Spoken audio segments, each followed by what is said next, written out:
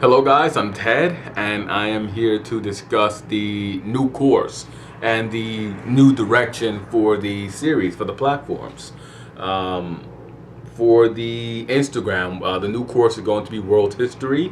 It will be derived from lecture notes and materials that and in-class strategies that I've been working on for a couple of years. Um, the lectures were designed for a local group, well, two local groups really that I've been working with. Um, both groups are both groups and I had contacted me a while back about creating world history lectures, and these are some of the final drafts. Well, these are final draft that I decided to put out on YouTube and Instagram and Facebook. Um, and the lecture series will be the lecture series will change. The old pattern for U.S. history was once every 3 days. Not once every 3 days, but 3 times a week: Monday, Wednesdays, and Fridays.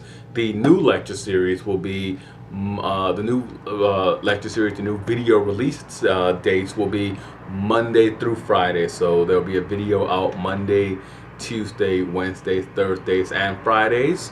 Um, they the first video will be an introductory video. The first Monday, the when the series debuts, the first video will sort of be a two-parter. One will simply be an introduction to the course, and the other video will be a video introducing everybody to the course. Um, and a video sort of going through one of the big class activities that I do with classes, which is a constitutional convention to draft a class constitution to frame a class government. Um, what I do is I simply for all classes, I divide the classes into 5 groups and typically 4 quadrants. This group that I'm working with, they are not that large. It's a smaller group. It's only 15 students. So they're in 3 groups of 5 students each. And each group is responsible for, and each group will simply send a member to the class. To the class constitutional convention. It's we've already done it. We've already done the exercise, and they've already framed their government. And I won't use their names. I would use the name from the characters of the TV show Hey Arnold. Um, so that's how that will go. I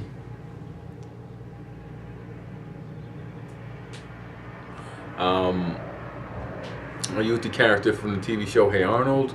Uh, I will take their frame of government, but I won't really use any of their actions or their activities because of privacy reasons. I can't really didn't really get permission to use the kid's voice for the activities. And one of the and the reason that I'm gonna have to do that is because one of the class activities is that with this class government, they actually pass acts regulating classroom behavior. They establish a Supreme Court with monitors and sort of with my cooperation or with my oversight, sort of passes sentences, sort of reviews their class acts. The class that the class legislature passes. Their government, I don't want to give too much about their government away. They sort of deviated from the normal spectrum of how previous groups that I work with, previous classes that I worked with, set up the governments. They sort of went into this unique. They sort of went into this unique sort of atmosphere. There's this unique environment with it. There's this unique path with it. For and Yeah. I'm not going to go into too great a detail. It'll be in the first, it'll be in the Class Constitutional Convention video, the World History Class Constitutional Convention video.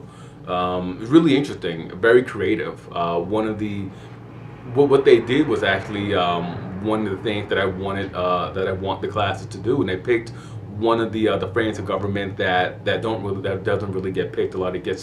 That's a lot of questions asked about it, but it's not really selected.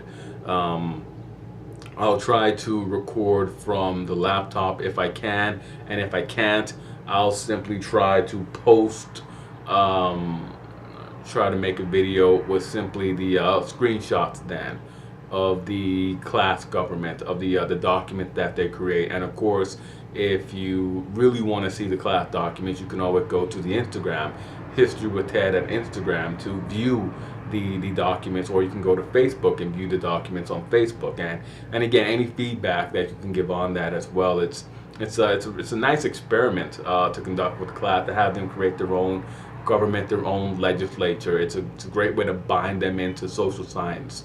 It's also a great way to keep them entertained and involved in the class, and to sort of ensure that there's smoothness in the class. So going back to why I'll sort of be branching off and won't be using things directly from them.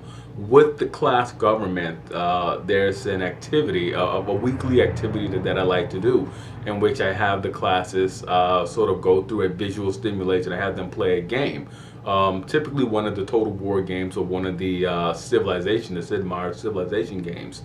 And for this run, to begin with, we'll play Rome Total War, and I'll sort of, and it's really a tutorial guide for future classes who are coming up into it. It's a modified version of it. It's not the straightforward standard version of it, with larger units.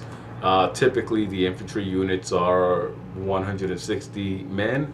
For this, the standard Roman cohort is around 480. And other civilizations, other factions, their forces are around 500, 575. It's this larger formations, and I think Princeps, the Principe units are about 560, and I think Triarii are around 480. And the other units, I think it ranges from like 500 to 512 to 575, and I think the largest are like the first cohorts. I think the first cohorts are about 800 men. So it varies. They vary in size, but it's nice. It's a great way for them to sort of instead of just sort of being detached from the information, in which you say that a group of people from humble origin, from literally nowhere, sort of put in the time and the effort building up their society, building up their urban centers, their countrysides, their military forces, and expanding. Really ancient history, really the expansion and the contraction of empires as we go through them, especially as we go through the Roman Empire, and the implication for the collapse of the Roman Empire in Western and Central Europe, and the Mediterranean basin. It's a nice way to sort of bind them in, and to sort of illustrate to them exactly how civilizations rise. We also played a game, Sid Meier's Civilization. I don't know yet whether I'm going to whether we're going to go through a visual simulation of Sid Meier's 4 or Sid Meier's 5 or Sid Meier's 6. It could be either of them. Most likely it'll be Sid Meier's 5. But again, it's a nice way to show them different different aspects of creating a civilization, and creating a viable civilization, and really creating a thriving empire, a thriving state, and allow them themselves to create a government and to staff it with officers. They elect the chief executive officer. They staff the class judiciary. They staff the class legislature, and they vote. They vote on acts. They vote on amendments to their legislatures. It allows them to really bind with the content and to sort of express their own creativity in a very structured and in a very structured and a very sort of like educationally themed way. Yeah, so on Fridays, the videos on Fridays will typically showcase that. They will be pretty much geared towards allowing the class to do that.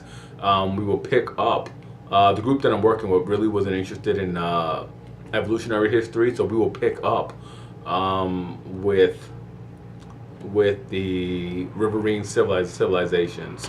That is looking at the rise of civilization in East Africa along the Nile River, in Southwest Asia along the Tigris and the Euphrates rivers, in East Asia along the Yangtze and the Wangho rivers, and of course along the Indus River, and of course the Ganges River in South Central Asia.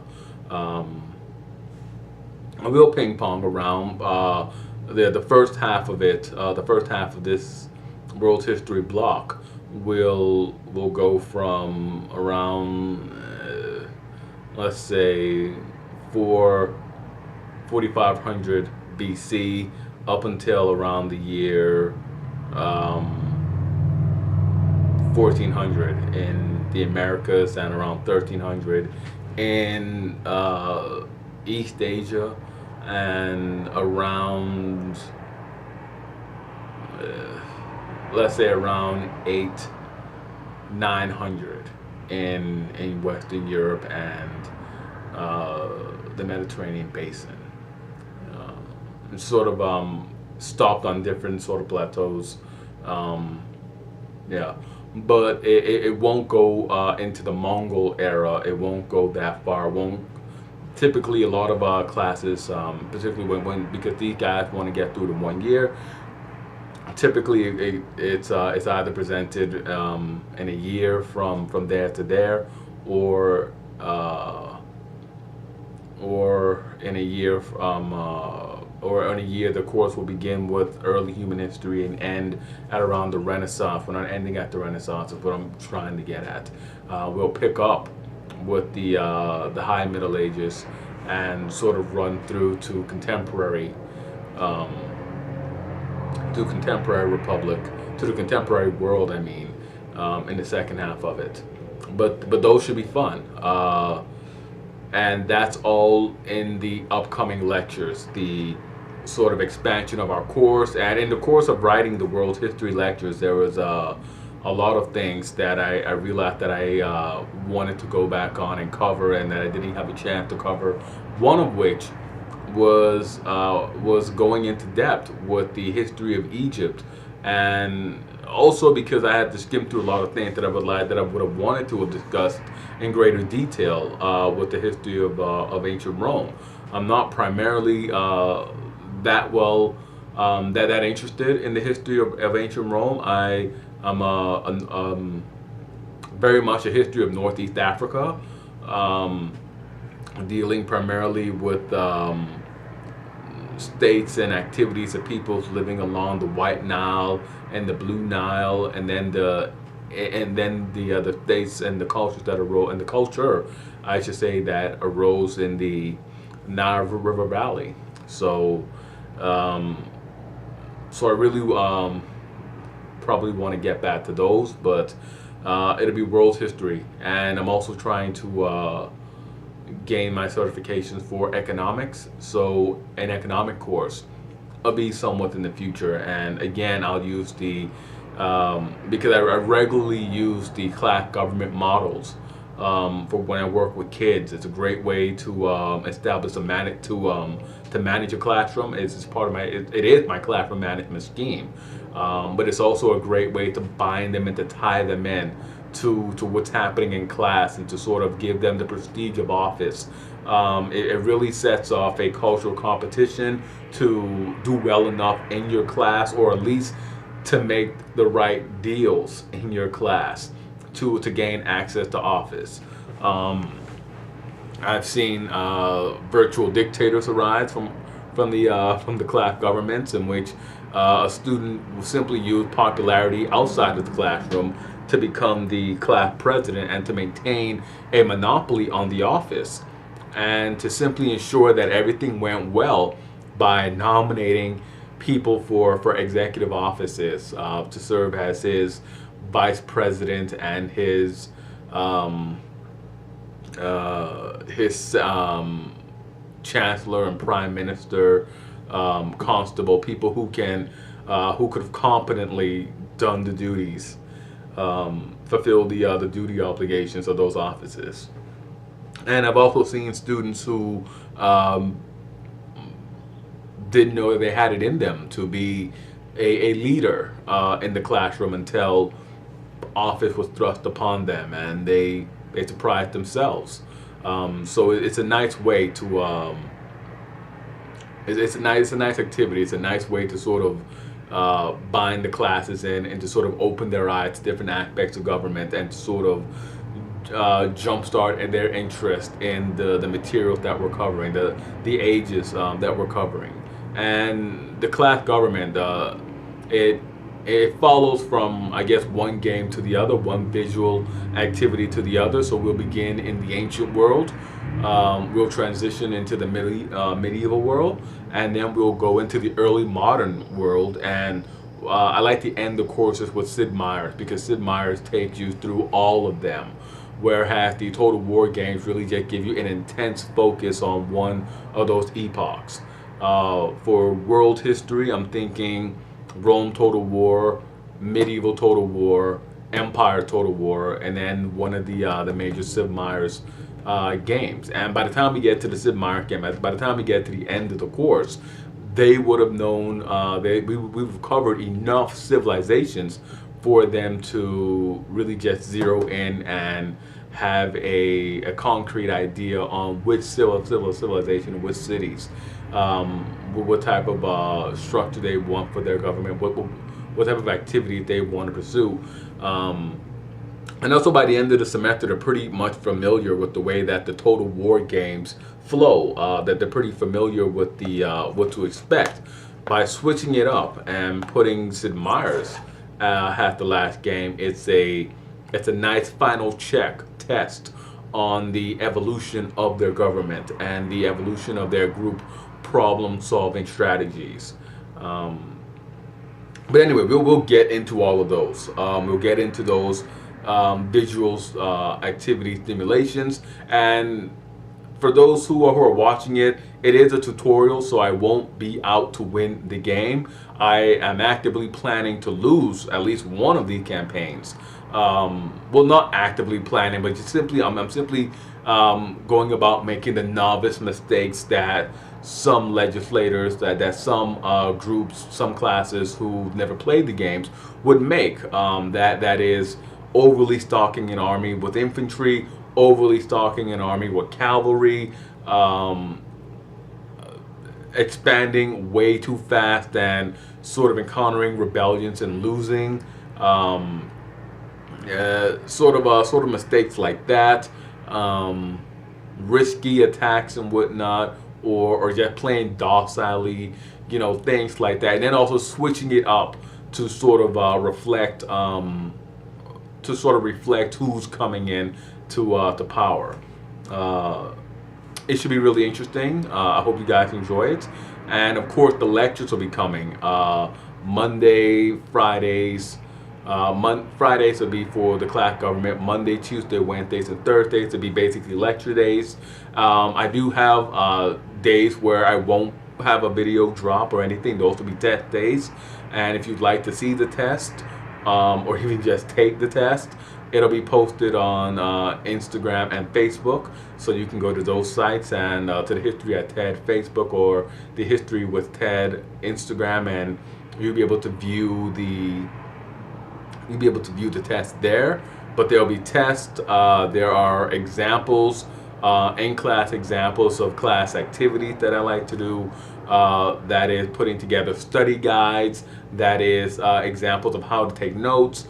I like to use for classes. I'm not such a fan of having them buy books. I use Cornell Notes. So there's an example. I'll put up an example of notes written on Cornell Notes. I'll put up an example of a study guide of the individual's student study guide, and then the group study guide. There's what else? There'll also be examples of